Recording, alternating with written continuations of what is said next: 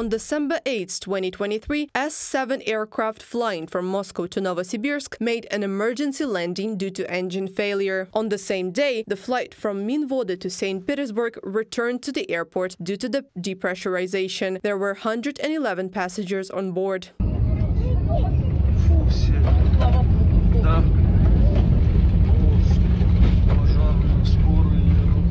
Let's sit down. Oh, thank God, here comes the fire brigade and ambulance. Bravo! The day earlier, during takeoff at Ulan-Ude Airport, a Tu-204 cargo aircraft flying from Zhangzhou caught fire. The pilots dumped fuel and started landing. Since the beginning of 2024, more than 180 incidents related to aircraft malfunction and breakdowns have been registered in the state. Because of the restrictions imposed by Kyiv's allies on the aggressor country, there is an acute shortage of spare parts in the Federation. Now, to repair an aircraft, others have to be dismantled. By the middle of 2023, more than 35% of aircrafts in Russia have been used as donors. Putin blames the airlines for everything. They allegedly brought too many foreign-made aircrafts. The situation is no better in other sectors of the Russian economy. Record financial injections into the military-industrial complex and the army and unprecedented sanctions against the aggressor state are increasing the pressure. About 45% of Russians don't have enough wages to cover their basic needs.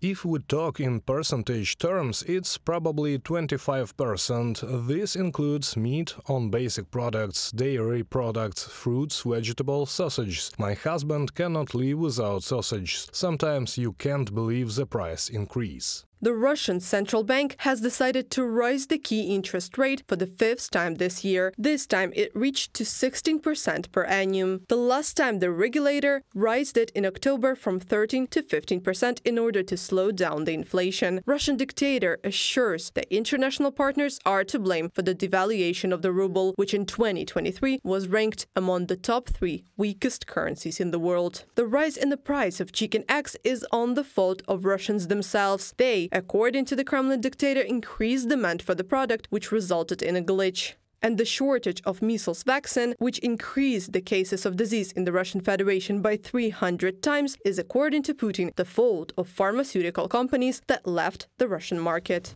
The main task that the direct line is intended to fulfill is to demonstrate that all the problems faced by citizens are in the nature of an exception, but not the rule. And the rule is that everything is good. Not even just good, but brilliant. Abbas Galamov, political scientist, on Telegram. Why the West has imposed sanctions on Russia, why major investors and companies have left the Federation, why prices are rising and hundreds of thousands of Russians are dying, the dictator is not going to answer all these questions. Otherwise, he would have to admit that he himself and the war he unleashed against Ukraine are to blame for the country's huge social and economic problems. Reported by Anastasia Tarnavska, Natalia Husak, Volodymyr Shtenhelov, UATV News.